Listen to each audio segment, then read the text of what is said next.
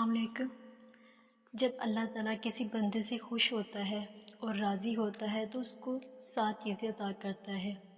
7 چیزیں اگر کوئی شخص اپنے اندر محسوس کرے اور 7 نشانیاں اپنے اندر ظاہر ہونے لگے تو سمجھ لو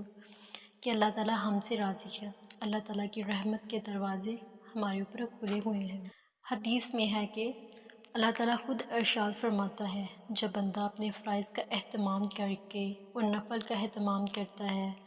تو میں اپنے بندے سے اتنا قریب ہو جاتا ہوں، اتنا قریب ہوتا ہوں کہ اس کا کان بن جاتا ہوں جس سے وہ سنتا ہے، میں اس کی آنکھ بن جاتا ہوں جس سے وہ دیکھتا ہے، میں اس کا ہاتھ بن جاتا ہوں جس سے وہ پکڑتا ہے، میں اس کے پاؤں بن جاتا ہوں جس کے ذریعے وہ چلتا ہے۔ اگر میرا بندہ مجھ سے کوئی چیز طلب کرتا ہے، مجھ سے کوئی چیز مانگتا ہے تو میں اس کو عطا کرتا ہوں، اور اگر کسی چیز کی پناہ مانگتا ہے تو میں اس کو پناہ دیتا ہوں۔ یعنی کہ اللہ تعالیٰ کی رحمت بندہ خود دیکھتا ہے، جس چیز کو دیکھتا ہے بندہ سنے گا، صحیح بات کو سنے گا، غلط بات سے چیزوں سے وہ اگنور کرے گا، فحش چیزوں کو بھی اگنور کرتا ہے۔ وہ غلط کام کرنے سے پہلے سوچے گا کہ کیا میرے اس کام سے میرے اللہ مجھ سے ناراض تو نہیں ہو جائیں گے۔ اللہ تعالیٰ سے جو کچھ مانگے گا اللہ تعالیٰ اس کو عطا فرمائیں گے۔ اور وہ 7 چیزیں کیا ہیں میں آپ کو بتاتی ہوں۔ ایک تو جب اللہ تعالیٰ اپنے بندے سے خوش اور راضی ہوتا ہے تو اللہ تعالیٰ اس کو تہجد کی نماز پڑھنے کی توفیق عطا فرماتے ہیں۔ اللہ تعالیٰ اس بندے کو تہجد کے لیے بیدار کرتے ہیں۔ اللہ تعالیٰ اس بندے کو اپنے سامنے کھڑا رہنا پسند فرماتے ہیں کہ میرا بندہ میرے سامنے کھڑا ہے۔ اور اس کی جو دوسری نشانی ہے، دوسری علامت کے تہجد کی نماز پڑھنے کے بعد جب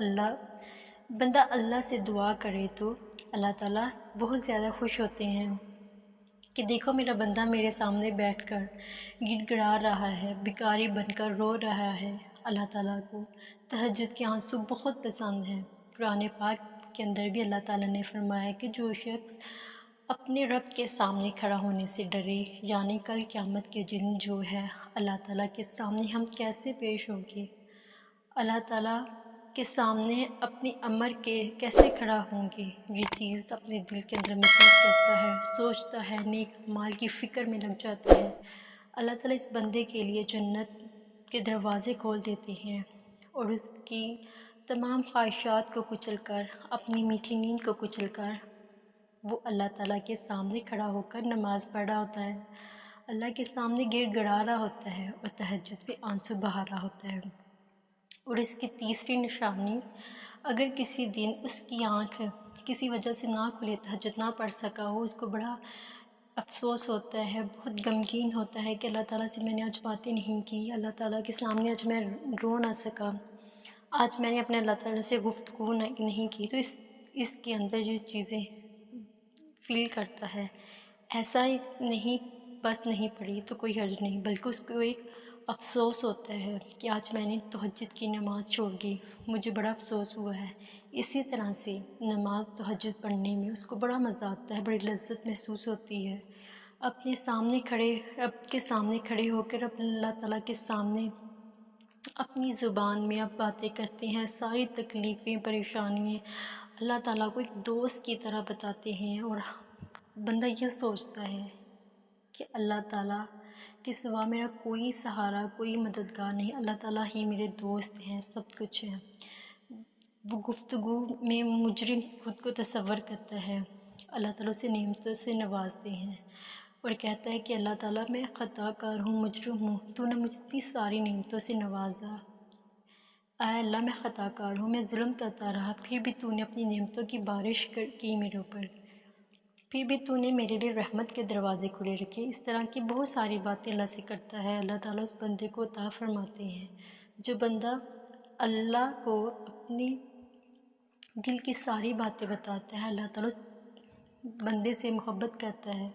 اور اس کو ساری چیزیں ملتی ہیں جو وہ اللہ تعالیٰ سے مانگتا ہے۔ اسی طرح سے قرآن پاک کے پڑھنے کے اندر بڑا مزہ، بڑی لذت آتی ہے۔ جو شخص نماز تہجد میں اٹھتا ہے، پھر قرآن پاک کی